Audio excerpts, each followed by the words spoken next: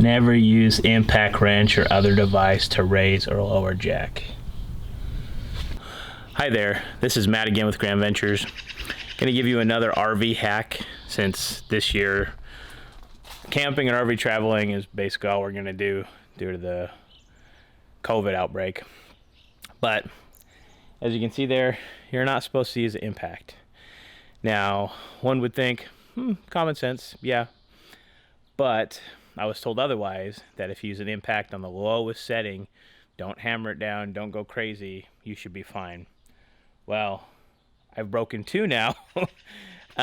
We had one replaced, broke the second one, and it's not terribly broken.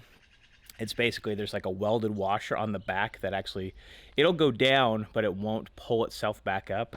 And so on the one side, when we were traveling, I had a ratchet strap around it to keep it up. So I'm laying down in, dirty ground, trying to get it all squared away. Rather not deal with that. So we asked around. The internet's your friend. Got some different suggestions, and turns out, it's not a good idea to use an impact after all. Especially, dun dun dun, this bad boy. Works great. Had it on the lowest setting. I didn't, went really gentle, but apparently that's way too much for these, even a heavier duty one.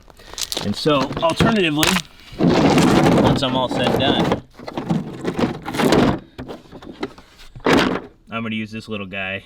I have a bevy of different tools. I don't use this one too much. I like it because it kind of stands up on its battery, but it's got very little juice. People say an electric drill is okay because it doesn't have any sort of hammering action to mess up any parts of these stabilizers.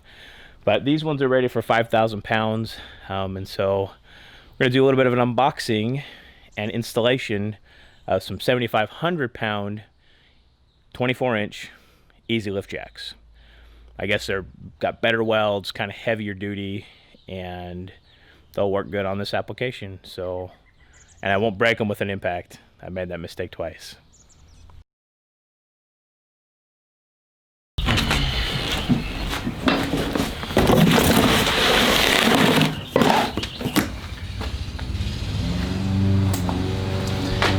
Of course, the neighbor has to start mowing the lawn right as I'm filming this, but the boxes came a little bit damaged, courtesy of the local post office, but hopefully everything inside's good.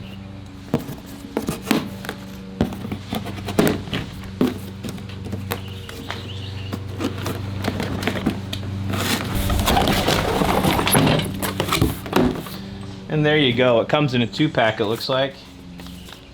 Got some instructions, heavy duty bolts, and so they actually give you a washer for the end. You don't have to provide your own socket, kind of like I was doing with the DeWalt. And so you can put this on, looks like, well, it's 3-sided, so I think it's designed to actually go in a standard drill chuck. So that should tell you right there, no impact. Things look pretty nice. Fit and finish seems good. Again, this is the 24-inch EAZ Lift, 7,500 pound capacity. Hopefully the old ones come off easy and the new ones go on without incident. We'll see.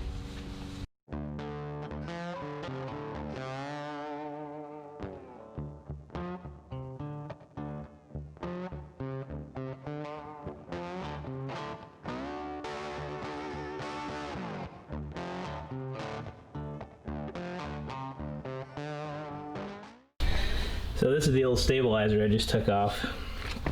I want to show you.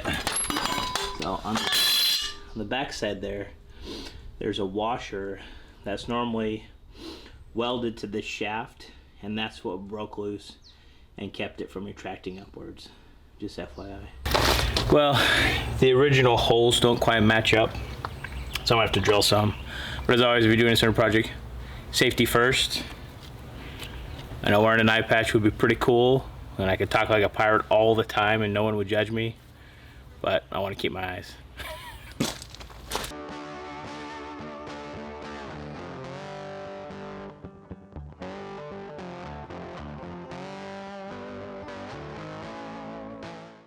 Yesterday, I ran out of time before I had to go to work, so I didn't quite get them all installed. Still working on them, having to reposition things.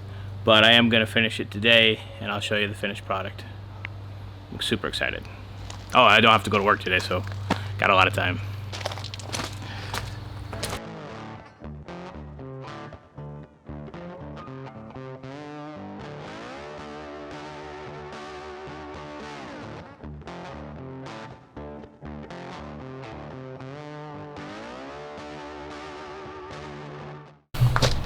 Awesome. So I got one down, 3 to go. I had to kind of readjust the bolt position on this thing. This factory one had like a big round plate with multiple locations. This one only has kind of 4. But yeah, I still got the strong arms attached. Got it up in the frame there. And it definitely seems like a much nicer and heavy duty unit. So I'm hoping it'll last us many years to come. And like I said, I'm using, instead of that crazy DeWalt I was before, just this little tiny Hitachi. I don't mind keeping it in the trailer. I got other little drills and stuff. I got many tools to draw from, so I'll keep this in there, and that way it's got very little torque and actually zips it up and down pretty good. So do the other 3 and then go from there. So real quick, that's what I wanted to show. So this one has a bunch of holes around the top, where the new ones has a small plate and kind of limited. As you can see, the top of this one, although it's got a lot of holes, it's not 360 like the old one. So it's causing me to have to drill a little bit, which is no big deal. But it's not a direct replacement, at least for my model of jacks on this trailer. Not that it makes a difference, but with where my strong arms were installed, it kind of angles out a little bit, and so I've had to adjust for that. I didn't have to move the strong arms at all, but I did kind of have to configure a little bit to get it angled out and have those fit right when they go up. So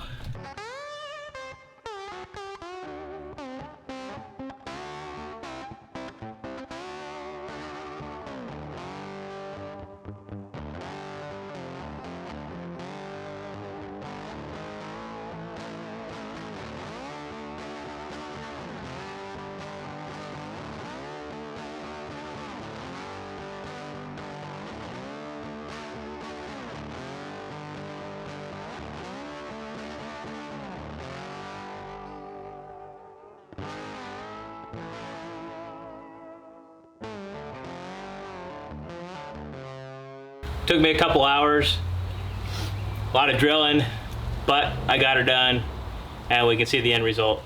I actually changed it up to the Ryobi. The other one just didn't have enough oomph behind it. It's an old drill I don't use too much, so I'm not too worried. But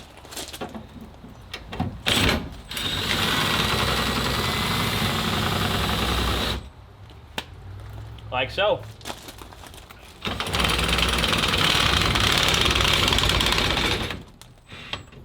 So, had a problem with the scissor jacks when I got it. Turns out, somewhat operator error, and also maybe not the best of quality. Replaced them with these EAZ Lifts. Isn't sponsored or anything, but they seem like a great product so far. We're gonna test them out officially tomorrow. We're going camping down by a lake, so we'll give them a try then. Installation, yeah, I mean, if you got the tools and the time, not a big deal. It just takes some time because you have to reposition them.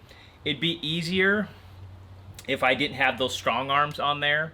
So I had to make the kind of get them in the existing spots that the old ones were, because I had to attach those yellow strong arms that help stabilize the thing, and I wanted to keep those because I think it's a good option. And so if I didn't have to fight with those, these would have been a lot easier, because I just wouldn't have to worry about the angles and have it kind of make sure it doesn't bind up when it's lifting and going down. Otherwise you can just put them, I think, perpendicular, 4 holes, and you're done. And would probably, on any other configuration where they're just facing out, probably be maybe a direct swap out. But in my situation, had to drill some holes, kind of do a little maneuvering, a little fabrication, not too much. And yeah, I'm pleased with how they turned out. They look really nice. One thing that was recommended is to do some sort of dry lube. Originally I thought maybe lubing them up would help make them smooth. But this is specialist dry lube, some sort of dry lube, because I was afraid if there was lubricant or moly grease or something up under there, that as you're going down the road, that grime and road gunk would kind of collect on that. And so hopefully this drive loop doesn't do that, but still allows a nice smooth action. So here's another RV install, all part of the Grand Ventures world.